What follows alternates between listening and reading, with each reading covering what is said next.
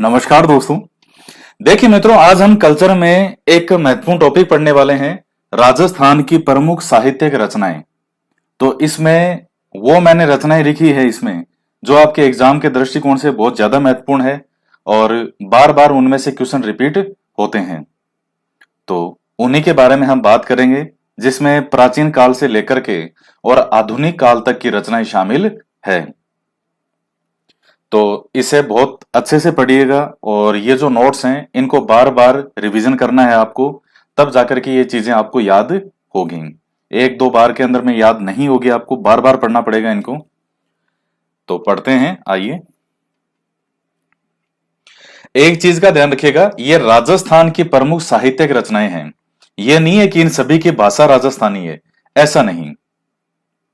किसी की भाषा संस्कृत भी हो सकती है, किसी की हिंदी भी हो सकती है, किसी की कुछ हो सकती है। तो ये राजस्थान की है सभी, जो राजस्थान में रचना हुई इनकी, राजस्थान के लोगों के द्वारा, यहाँ के इतिहासकारों के द्वारा, साहित्यकारों के द्वारा इनकी रचना हुई है। तो इसमें इसलिए हम इन सभी को पढ़ते हैं। सबसे पहले हम बात करते हैं उद्योतन सूरी के बारे में। और इनके बारे में जब हमने राजस्थानी भाषा के बारे में पढ़ा, उस समय भी देखा था, इनके ग्रंथ का नाम है कुवलय माला। कुवलय माला 778 ईस्वी के आसपास इसकी रचना की गई। और गुजर प्रतिहार शासक जो हैं वत्सराज, उनका इसमें मुख्य रूप से वर्णन मिलता है, जालोर के बारे में जानकारी मिलेगी। और इसी कुवलय माला में मैंने आपको बताया है कि मरु भाषा का उल्लेख भी मिलता है। इन्होंने 18 देसी भाषाओं का उल्लेख किया है।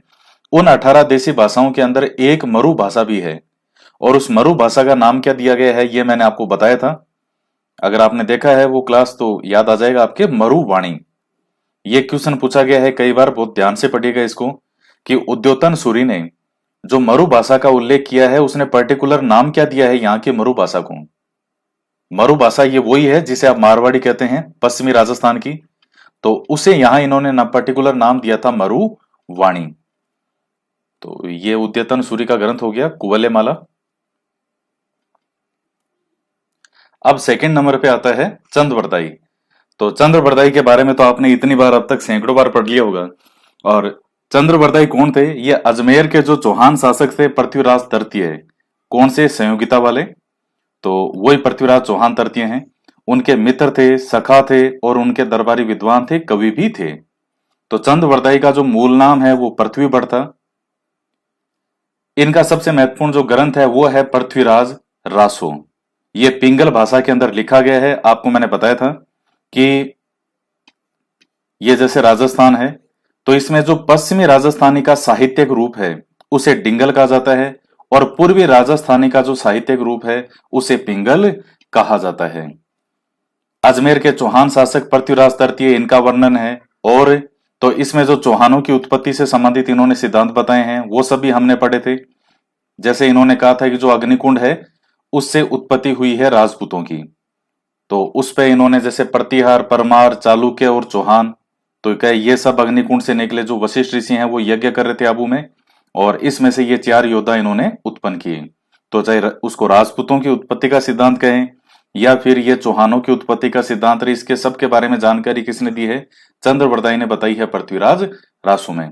हालांकि देखिए, इसके बारे में जो लिखी गई बातों को इतिहासकार को इतना प्रमाणिक नहीं मानते, क्योंकि इसमें जिस तरह से चीजें लिखी गई है वो उतनी दूसरे इतिहासकारों के साथ उतनी मैच नहीं खाती। और वास्तविकता पर भी, अब जैसे अग्निकुंड से उत्पन्न होने का सिद्धांत है, तो अग्निकुंड से कोई उत्पन्न कैसे हो सकता है?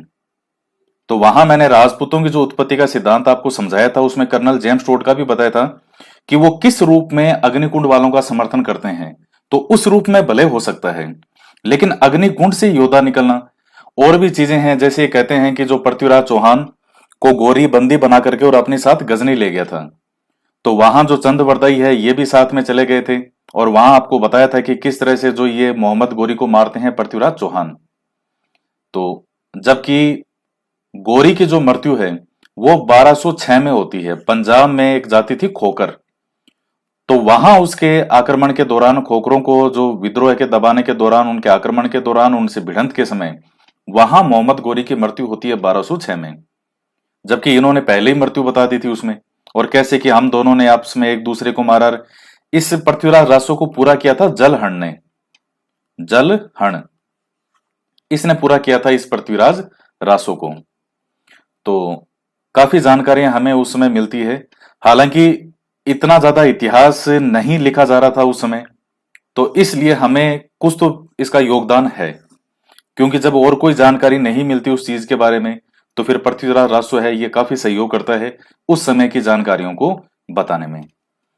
तो ये चंद्रवरदाई ही है, इनका मूल नाम ध्यान में रखिएगा। पृथ्वीबढ़ दो चार बार एग्जाम में पूछा भी गया है, आरपीएससी में पूछा गया है, अधीनस्थ बोर्ड में भी पहले पूछा गया है। अब आता है नरपति नालय। नरपति नालय के द्वारा लिखा गया जो ग्रंथ था वो था बिसलदेव रासो। ये मैंने आपको जब चौहान पढ़ाए उस समय विग्रह राज चतुर्थ उसके बारे में पढ़ाते समय आपको ये समझाया था, वहां बताया था मैंने कि नरपति नालय ने बिसलदेव रासो लिखा। विग्रह राज चतुर जो है इसे बिसलदेव भी कहा जाता था। ये और राजमती की प्रेम गाथा का वर्णन है। तो उस समय की घटनाओं के बारे में हमें जानकारी मिलती है, विग्रह राज जो चतुर्थ है उसके बारे में और राजमती इनके बारे में। एक ये देखिएगा जो रासो वर्ड आ रहा है, ये आपके दिमाग में आएगा ऐसा भी, रासो क्या है। तो रासो क्या, इसका अर्थ क्या होता है। तो देखिए जो राजाओं की तारीफ में लिखे गए काव्य ग्रंथ हैं, जिसमें उनके युद्ध अभियानों का, उनकी वीरता का, प्रेम जो प्रसंग है या प्रेम काव्य हैं उनका, इन सब चीजों का जो विवरण मिलता है वहां हम उसको कहते हैं रासो। तो ये है बिसलदेव रासो। ऊपर जैसे पृथ्वीराज रासो, तो इसमें पृथ्वीराज चौहान की वीरता के बारे में, उनके बारे में भी जानकारी मिलती है। और संयोगिता वाला जो कई प्रेम प्रसंग है, कई चीजें हैं दूसरी हम देखते हैं, उनके बारे में भी जानकारी मिलती है। नरपति नालावाड़ा बिसलदेव रासो विग्रह राज चतुर्थ इसके बारे में भी हमें जानकारी मिलेगी। और ये जो प्रेम गाथा है मुख्य रूप से इसके बारे में भी जानकारी मिलेगी। एक जयानक ने लिखा था पृथ्वीराज विजय। ये अजमेर का जो चौहान शासक है पृथ्वीराज तृतीय, इसी के समय का है जयानक, और इसने लिखा था पृथ्वीराज विजय। इस ग्रंथ से भी हमें पृथ्वीराज तृतीय के बारे में जानकारी मिलती है। इसके बाद देखिएगा श्रीधर व्यास। तो इनके द्वारा एक ग्रंथ लिखा गया रणमल छंद, जिसमें 70 छंद हैं। इसमें पाटन के सूबेदार मुजफ्फर शाह है और इडर के राठौड़ राजा। इडर अभी तो वर्तमान में कहाँ है, गुजरात में। ये जैसे राजस्थान है, तो राजस्थान में इधर ये उदयपुर वगैरह है, और इधर जो गुजरात की बॉर्डर है इस तरफ छोटी सी रियासत पड़ती है इडर रियासत। तो इडर के राठौड़ राजा थे रणमल। इनके मध्य के युद्ध का वर्णन है विक्रम संवत 1454। तो इसमें से 57 माइनस कर लीजिए अगर आपको सन निकालना है, तो कितना आ जाएगा, 1397 ईस्वी के आसपास का घटनाक्रम है ये। तो विक्रम संवत 1454। देखिए आपसे पूछता क्या है, ये तो फैक्चुअल चीजें हैं, आपको कौन सा ग्रंथ किसने लिखा है बस यही चीजें आपको आनी चाहिए। और वो आपसे मैचिंग करने के लिए पूछता है कि मिलान कीजिए, 4 ऑप्शन इधर दे देगा और 4 इधर दे देगा। अगर आपको एक दो भी याद होते हैं तो भी कई बार आप उससे अपना क्वेश्चन सोल्व कर सकते हैं। इसके साथ देखिएगा श्रीधर व्यास की एक अन्य रचना और है दुर्गा सप्तशती। तो दोनों ही महत्वपूर्ण है, श्रीधर व्यास का रणमल छंद और दुर्गा सप्तशती। इसके बाद में हम बात करते हैं शिवदास गार्डन के बारे में। ये वेरी मोस्ट में आती है अचल दास खिंचिरी वचनिका। देखिए वचनिका भी ये, अब इनमें चीजें वही है, नाम का बहुत हल्का हल्का डिफरेंस होता है। वचनिका क्या होती है, वही गद्य पद्य मिश्रित शैली है वचनिका में। और इसके अंदर जो है इस युद्ध का वर्णन मिलेगा आपको, डिंगल में है क्या, मांडू के सुल्तान होशंग शाह है और अचल दास खिंची के मध्य हुए युद्ध का वर्णन। अचल दास खिंची ये कहां के, खिंची राजपूत कहां के थे, गागरोन के। और ये जो अचल दास खिंची हैं ये राणा कुंभा के बहनोई थे। ये राणा कुंभा के, यानी राणा कुंभा की बहन का विवाह किससे हुआ था, अचल दास खिंची से। तो मांडू से मतलब यहां मालवा से है, क्योंकि मालवा की राजधानी थी मांडू। तो मांडू का सुल्तान होशंग शाह है और अचल दास खिंची के मध्य युद्ध का वर्णन है इसमें। तो ये शाखा होता है, ये गागरोन का पहला शाखा माना जाता है। अचल दास खिंची जी वीरता पूर्वक युद्ध करते हुए इसमें शहीद होते हैं। तो शिवदास गार्डन की काफी लोकप्रिय है और काफी पूछा जाता है। अचलदास खिंचीरी वचनिका किसकी? शिवदास गार्डन की, डिंगल में है। मांडू के सुल्तान होशंग शाह है और अचलदास खिंची के मध्य हुए युद्ध का वर्णन है 1423 के आसपास का समय माना जाता है। तो ये गागरोन का पहला शाखा भी है वैसे इस समय 1423 में। इसके बाद में देखिएगा कवि कल्लोल के द्वारा लिखा गया है ढोला मारूरा दुआ। तो ये एक प्रेम काव्य माना जाता है और डिंगल में लिखा गया है। आपसे यही पूछा जाएगा कि ढोला मारूरा दुहा ये किससे संबंधित है या किसने लिखा? तो कवि कल्लोल के द्वारा। ये ढोला मारू, देखिए जो ढोला है ये नरवर का था, जो एमपी में है नरवर, वहां का था ढोला। और जो मारवण है ये थी पुगल की, जहां की वास्तव में कौन थी? रानी पद्मिनी। तो वो ही पुगल है ये। तो ये यहां की थी पुगल की और ढोला कहां का था? नरवर का। तो कहते हैं कि उस समय इनका बाल विवाह हुआ था। ढोला जो है ये 3 साल का था और मारवाड़ जो है उसकी आयु उस समय थी 1.5 वर्ष। उस समय इनका विवाह है हो गया। उसके बाद ढोला जैसे जैसे बड़ा हुआ उसका विवाह कहीं और राजकुमारियों से हुआ। तो फिर बाद में कहते हैं कि यहाँ जो ये मारवाड़ है इसके सपनों में ढोला रहता था और इसको पता चला कि भाई ढोला कोई है जिससे इसका बचपन में विवाह हुआ था। लेकिन अब जैसे उसकी अन्य रानियां थी तो वो चाहती थी कि भाई इस ढोला को याद नहीं है। तो इस तरह से करके वो प्रसंग है, फिर वो कई बार मिलने के लिए जो है यहाँ से ये कुछ दूत के रूप में भेजते हैं, लेकिन रानियां जो है उनको मरवा देती है। फिर एक जैसे कोई ये गीत जो गाते हैं उस रूप में गाने के लिए किसी को भेजा गया, ढोली को, और उसने गा गा के और ढोला को इस तरह से बताया कि भाई कोई मारवाड़ भी है, तेरा विवाह हुआ था बचपन में, और इस प्रकार से ये चीजें याद दिलाता है। तब ढोला उसको मिला पूछता है भाई क्या बात है, वो सारी बात बताता है। ढोला जाता है और वहां से मारवाड़ को वापस लेकर के आता है। तो इस प्रकार से एक अच्छा प्रेम प्रसंग, एक अच्छा प्रेम काव्य माना जाता है। मूमल महेंद्र की तरह कोई दुखांत अंत नहीं है इसका, अच्छा अंत है। जैसे कई फिल्में जो होती है ना उनमें कई का अंत जो है प्रेमी प्रेमिका का दुखद अंत होता है। जैसे एक फिल्म आई थी एक दूजे के लिए, तो उसके अंदर वो दोनों जो हैं वो लास्ट में मारे जाते हैं। एक आमिर खान जूही चावला की भी पता नहीं कौन सी एक मूवी थी, उसका नाम तो मुझे ध्यान नहीं आ रहा, वो दोनों भी लास्ट में मारे जाते हैं। तो ये तो होता है दुखद अंत, और एक होता है सुखद अंत जिसमें फिल्मों के लास्ट में प्रेमी प्रेमिका मिल जाते हैं और उनकी शादी वादी हो जाती है। तो ये सुखद अंत वाली कहानी है, बहुत ही अच्छा प्रेम काव्य है। ढोला मारूरा दुआ किसका है? कवि कल्लोल का। उसके बाद में आता है नैन चंद्र सूरी।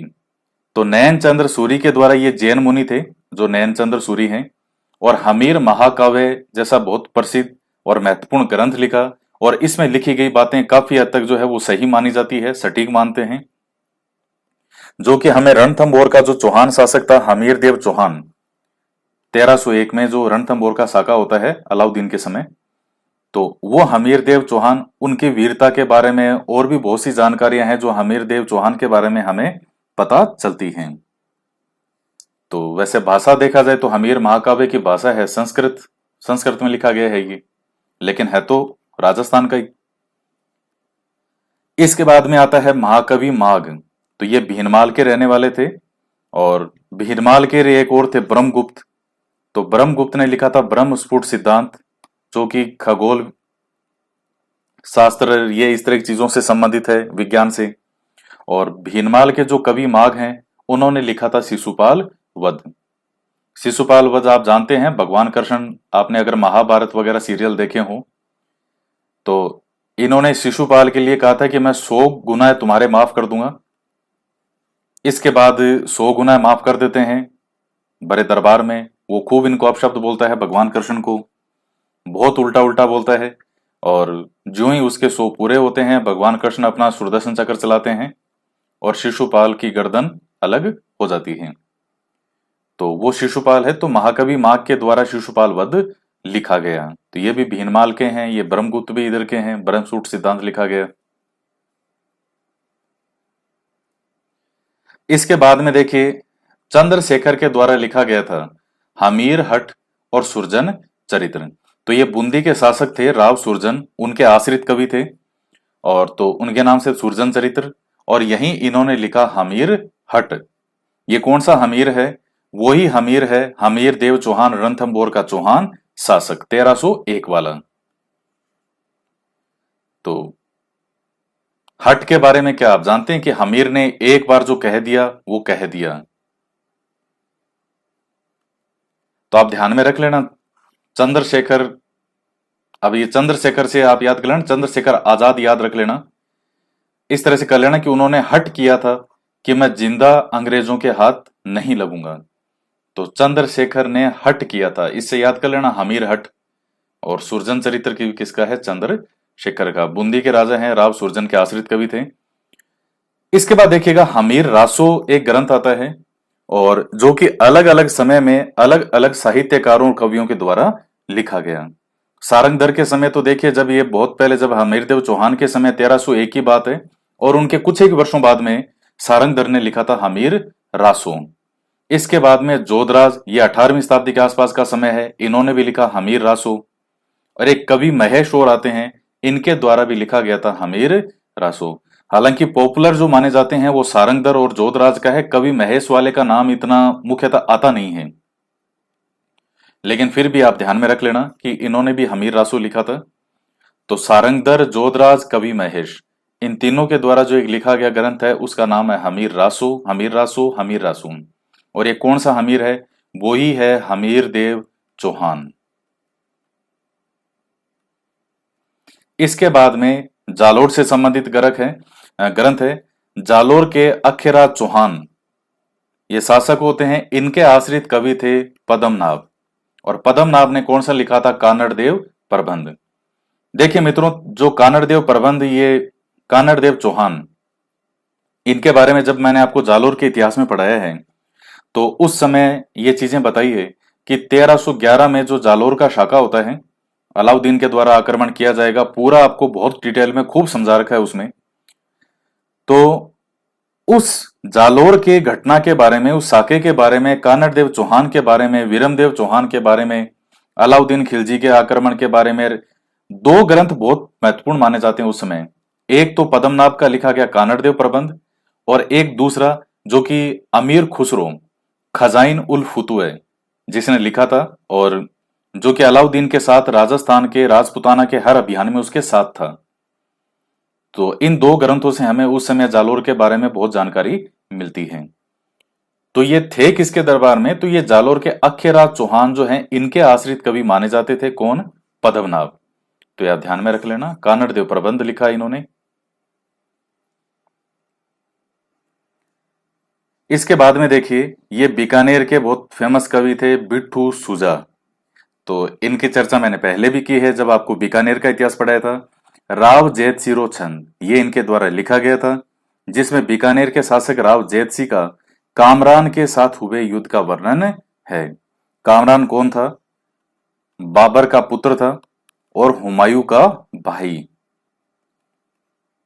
तो ये लाहौर में उस समय उस तरफ था। तो ये पहले इसने बटनेर पर आक्रमण किया, उसको विजित किया, और उसके बाद इसने बीकानेर पर भी दावा बोल दिया। लेकिन जैतसी ने बहुत ही सूझबूझ के साथ इसका सामना किया, और कामरान वहां से भाग जाता है और वापस ये अधिकार कर लेता है। तो उसकी वीरता का, राव जैतसी की वीरता का वर्णन है इसमें। इस युद्ध का वर्णन किया गया है किसमें? राव जैतसिरो छंद, बिट्ठू सुजा के द्वारा रचित, लिखा गया है इनके द्वारा। ईसरदास जी बारठ, इन्होंने लिखा हाला झालारी कुंडलियां।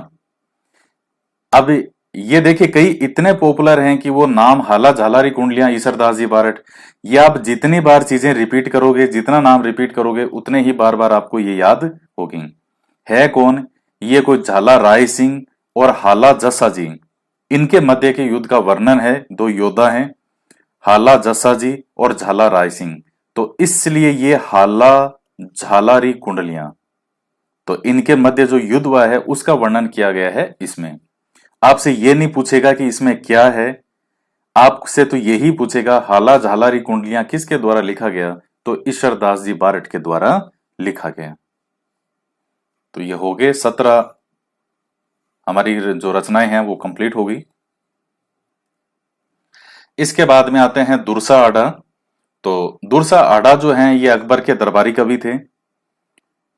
इनके द्वारा, अब देखिए इनके बारे में हमने चर्चा पहले भी की है इतिहास में, क्योंकि इनके नाम सबके कहीं ना कहीं आए हैं। कुछ एक इतिहासकार, कुछ एक साहित्यकार हैं जो शायद वो छूटे होंगे, क्योंकि हर जगह उनका वर्णन नहीं है। बाकी अगर देखा जाए तो ये लगभग दुर्सा आडा, नैन सिर, ये राव बिट्ठू सुजार, ये पृथ्वीराज राठौड़, ये सब कवियों के, साहित्यकारों के, इतिहासकारों के नाम हमने पढ़े हैं।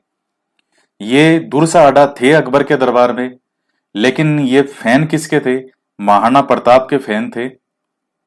बहुत ज्यादा तारीफ करते थे महाराणा प्रताप की, अकबर के सामने तारीफ करते थे। और इसके अलावा रावचंद्र सेन, उनकी बहुत तारीफ करते थे। उस वक्त जो देवड़ा सुल्तान थे सिरोही के, जो दत्तानी का युद्ध होता है 1583 में, जो मैंने आपको पढ़ाया था सिरोही में, जिसमें महाराणा प्रताप का छोटा भाई जगमाल मारा जाता है, तो वो जो थे देवड़ा सुल्तान, तो इन सब की बहुत तारीफ करते थे और इनकी वीरताओं का वर्णन किया, कुछ ग्रंथों की रचनाएं की। जैसे विरुद्ध छतरी, इसमें प्रताप की वीरता का वर्णन किया गया है, महाराणा प्रताप की वीरता का। उसी तरह से किरतार बावनी है, राव सुल्तान रो कवित्र, ये सब किसके द्वारा लिखे गए हैं? दुर्सा आडा के द्वारा। अकबर को अद्य अवतार कहा, मतलब अकबर को आधा अवतार कहा उसकी तारीफ में, कि साहब ये तो ईश्वर का आधा अवतार है ये।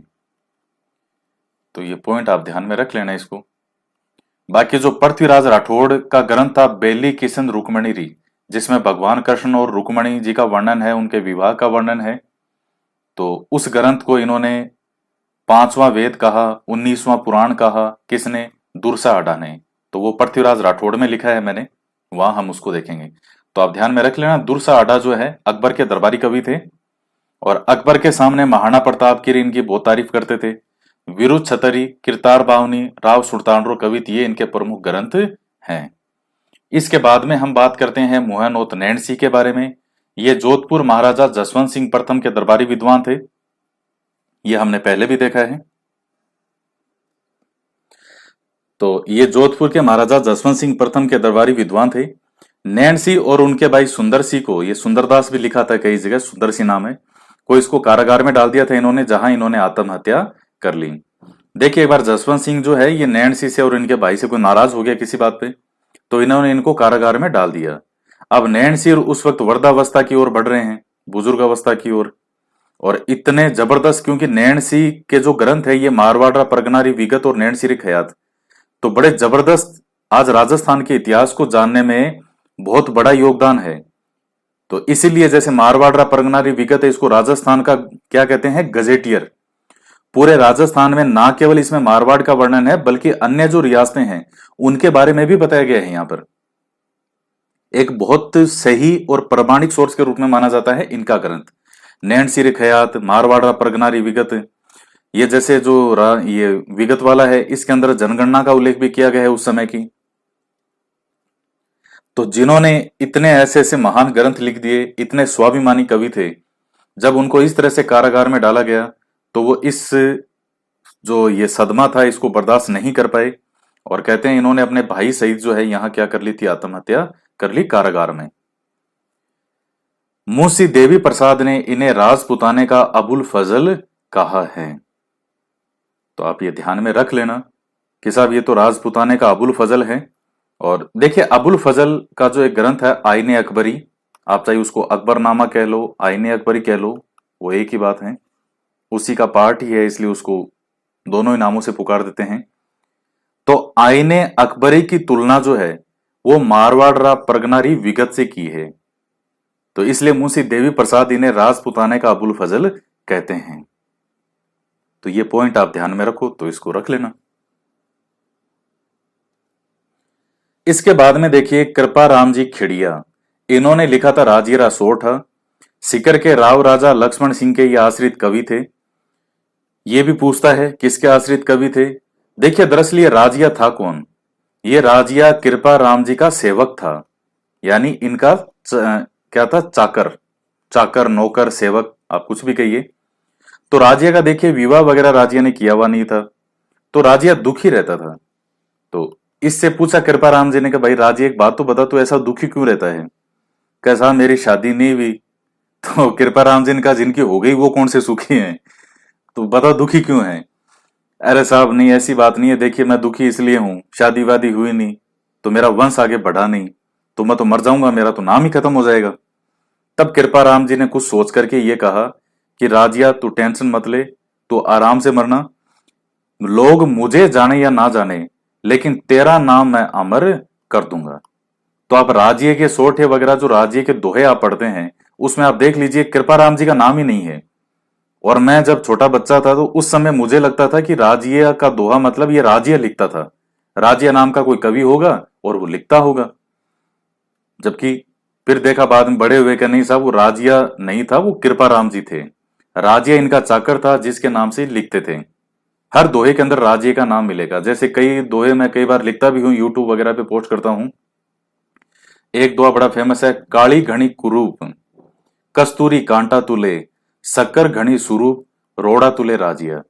कहते हैं कि जो काली घनी, जो कस्तूरी होती है, जो कि इतनी अनमोल होती है, वो काली होती है रंग में, लेकिन उसको कांटा, कांटा से मतलब जो कांटा आप किसी के सुई चुभो उस टाइप वाला कांटा नहीं, तोलने के लिए जो ये सोना वगैरह आप देखते हैं, जोहरी जो होता है वो, ये सोना और चांदी इनको किससे तोलता है? उसके पास कांटा होता है, तो उसको वो तोलती है। और शक्कर घनी स्वरूप, शक्कर जो होती है चीनी देखने में बड़ी सुंदर लगती है।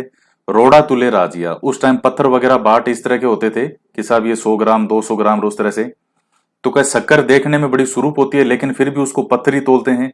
और कस्तूरी जो है वो देखने में काली होती है फिर भी उसको कांटा तोलता है। यानी ये कहना क्या चाहते थे कि व्यक्ति के गुणों की कदर होती है, ना कि रंग और रूप की। तो इस तरह के बड़े अनमोल दोहे लिख करके गए हैं कृपाराम जी खिड़िया। मेरे बड़े फेवरेट हैं ये, मुझे इनके दोहे बहुत अच्छे लगते हैं और बहुत अच्छे अच्छे सुंदर और सटीक दोहे लिखे हैं। इसके बाद है मलिक मोहम्मद जायसी। तो देखिए मलिक मोहम्मद जायसी के बारे में हमने पहले भी चर्चा कर ली, कोई नया नाम नहीं है आपके लिए। इन्होंने पद्मावत ग्रंथ लिखा था। किस घटना को आधार मान करके? तो आपको बताया था 1302 से 1303 के दौरान रावल शाखा के मेवाड़ के अंतिम शासक होते हैं रावल रतन सिंह, जिनका विवाह हुआ था पद्मनी से। और अलाउद्दीन खिलजी का आक्रमण होगा, 1303 में मेवाड़ का शाखा होगा, पहला शाखा। और रावल शाखा समाप्त हो जाएगी रतन सिंह के साथ ही। तो उस घटना को आधार मान करके इन्होंने ग्रंथ की रचना की, पद्मावत। ये सूफी टाइप व्यक्ति थे, सूफी संत थे। इन्होंने ये पद्मावत ग्रंथ लिख दिया उस घटना को आधार मान करके। लिखा कब था? तो इस घटना के 237 साल लगभग बाद, यानी 1303 में यह शाखा होता है। और इन्होंने लिखा था लगभग 1540 के आसपास, शेरशाह सूरी के समय। तो इस घटना के 237 साल बाद में इस पद्मावत नामक ग्रंथ की रचना की गई। तो चूंकि देखिए अब शासन उस समय रतन सिंह का ज्यादा था नहीं, 1 साल का ही शासन रहा, तो ज्यादा सोर्स नहीं था जानकारी का उस समय रतन सिंह जी के बारे में जानने का। तो चूंकि इतिहासकार कहते हैं कि उस समय ज्यादा ग्रंथ नहीं थे जिसकी हम इनके रतन सिंह के बारे में जानकारी, क्योंकि 1 साल ही शासन रहे। अब राणा कुंभा, राणा सांगार इनके कितने लंबे लंबे कार्यकाल रहे हैं, लेकिन जो ये रावल शाखा के थे रतन सिंह जी, 1 साल ही शासनकाल रहा इनका, 1302 से 1303 तक। कई जगह 1301 से भी लिखा आता है, तो 2 साल मान लो ज्यादा ज्यादा। तो वैसे तो 1 साल ही है शासन। तो चूंकि और उस समय वैसे भी इतिहास लेकिन इतना था नहीं, तो इतिहासकार कहते हैं कि जानकारी के अभाव में पद्मावत ग्रंथ को ही पूरी तरह से सत्य मान लिया गया।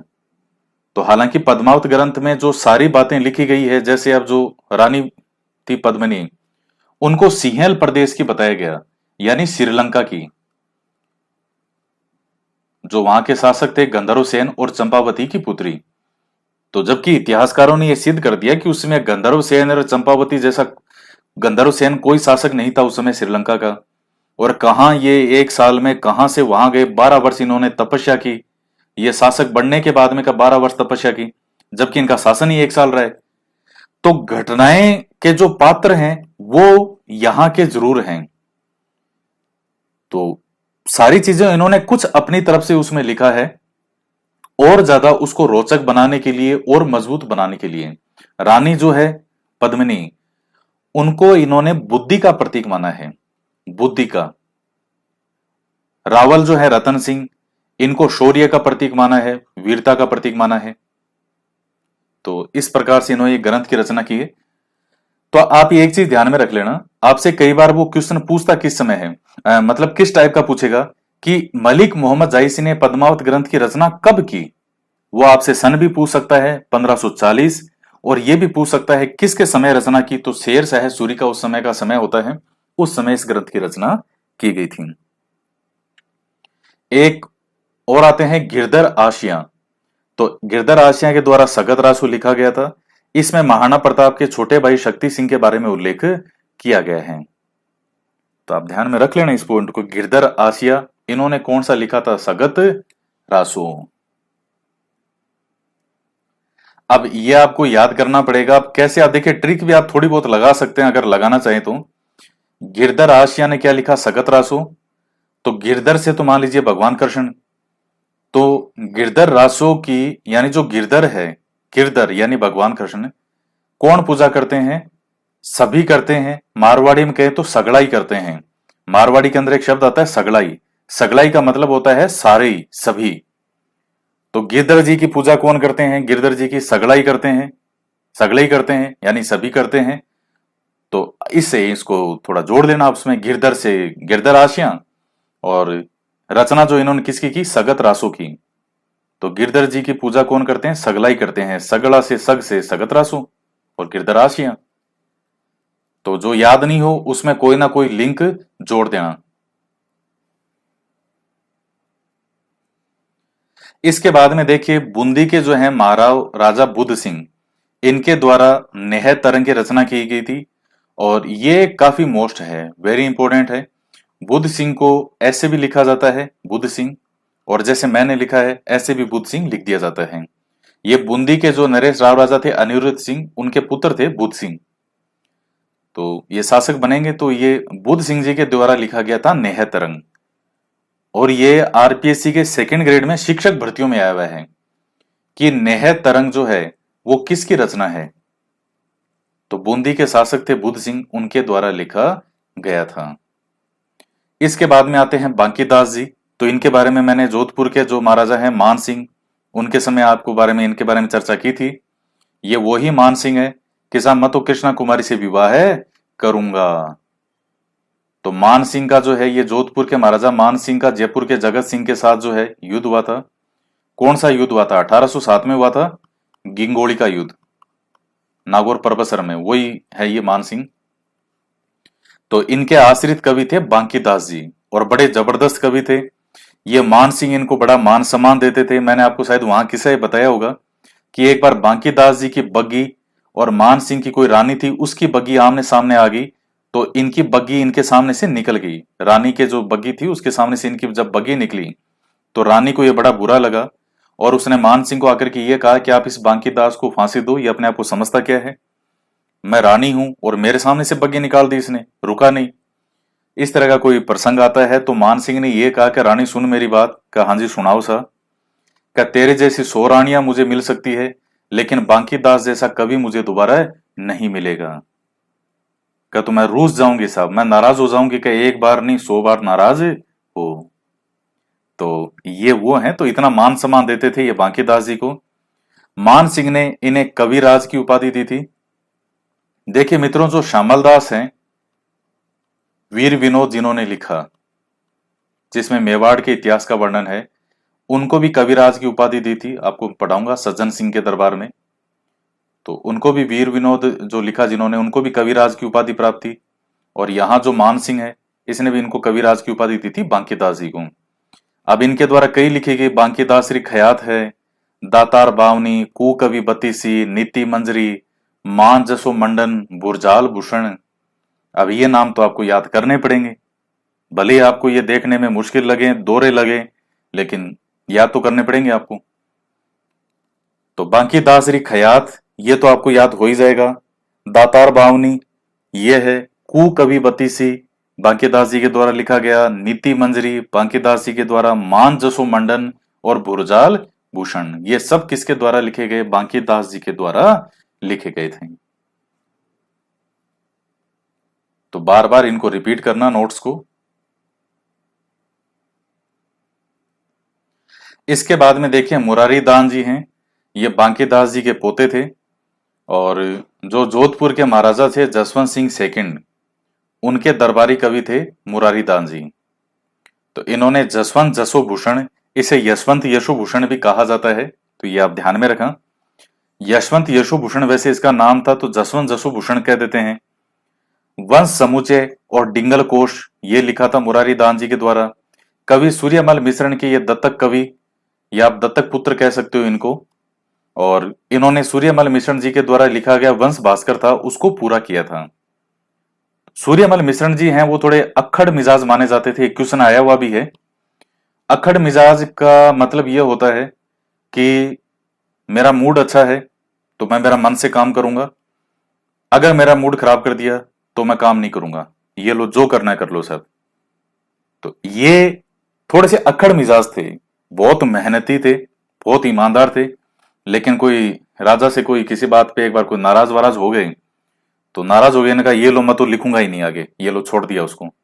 तो फिर इनके जो दत्तक पुत्र या दत्तक कवि कह सकते हो आप, मुरारी दान जी, इन्होंने इसको पूरा किया था वंश भास्कर को। जैसे पृथ्वीराज रासो को पूरा किया था जलहण ने, तो वैसे ही इस वंश भास्कर को पूरा किया था मुरारी दान। ये बांकीदास जी के पोते थे। और दोस्तों ये जसवंत सिंह सेकंड जो है, ये वही जसवंत सिंह सेकंड है जिनके समय महर्षि दयानंद सरस्वती जी की मृत्यु का कारण यहां से जुड़ा हुआ था। इनके कोई पासवान थी नन्ही जान, नाम भी जोरदार है नन्ही जान। तो मैंने आपको घटनाक्रम उस वक्त जोधपुर के इतिहास में पढ़ाया था कि महर्षि दयानंद सरस्वती जी हैं, वो अचानक आ जाते हैं। वो थोड़ी सी स्थिति उनको सही नहीं लगी, वो नाराज हो गए इनको दोनों को देख करके। जसवंत सिंह को उन्होंने सुना दिया। जसवंत सिंह जी ने तो कुछ नहीं कहा, गर्दन झुका के सुनते रहे। लेकिन नन्ही जान के ये बात दिल पे लग गई, और फिर वो जो इनका रसोईया था, गोड़ करके कुछ कोई उसके साथ मिल करके, और उसमें पिसा हुआ कांच मिला करके इस तरह से उनके भोजन में मिला दिया। दयानंद सरस्वती जी की तबीयत खराब हो गई, जोधपुर में उनको अजमेर लाए, और वहां उनकी मृत्यु हो जाती है। तो ये वही जसवंत सिंह सेकंड है। ये मुरारी दान कौन है? ये बांकीदास जी के पोते थे। जसवंत जसोभूषण और वंश समुच्चय, वंश भास्कर लिखा सूर्यमल मिश्रण ने, और वंश समुच्चय लिखा मुरारी दान ने। और डिंगल कोश, तो ये भी इनके लिखा। और कवि सूर्यमल मिश्रण के दत्तक पुत्र कहिए या दत्तक कवि किसको कहा जाता है? मुरारी दान को कहा जाता है। तो ये कुछ महत्वपूर्ण कवि साहित्यकार थे। इस क्लास में हम इतना ही पढ़ेंगे। नेक्स्ट क्लास में अभी और हैं, अभी तो खूब पढ़े हैं, हमें खूब पढ़ने हैं इसमें। तो इस क्लास में हम इतना ही पढ़ेंगे, बाकी आगे हम पढ़ेंगे नेक्स्ट क्लास में। तो बहुत महत्वपूर्ण है, इसी प्रकार से पढ़ते रहिएगा। तो मिलते हैं नेक्स्ट क्लास में।